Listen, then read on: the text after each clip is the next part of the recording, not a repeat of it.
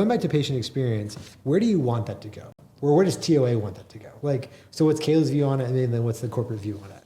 In terms of the committee or the impact of that? I think the committee is just excited to hear from people that are in the trenches, per se, because again, it's easy as the physician or the mid-level seeing the patient. A lot of times they get a completely different experience in the room than we do as staff or patients. It's felt good that, although I don't think I would know exactly what to say is what corporate wants to see this become. Sure.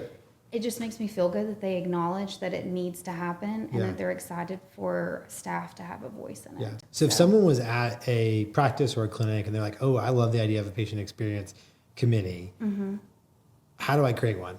What was the genesis? Talk us through the genesis of it, or your perspective on where it came from and what it's supposed to be doing. Yeah, so, it all kind of wraps up into the core committee. I have two other directors that essentially started core, seeing the need for just some employee interaction.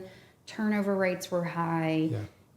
Retention was just tough. And the culture just needed a little tweaking based on what we talked about earlier. So the core team was built, and it's basically what's the core of our organization? What's our purpose? How do we feel? What do we want to do?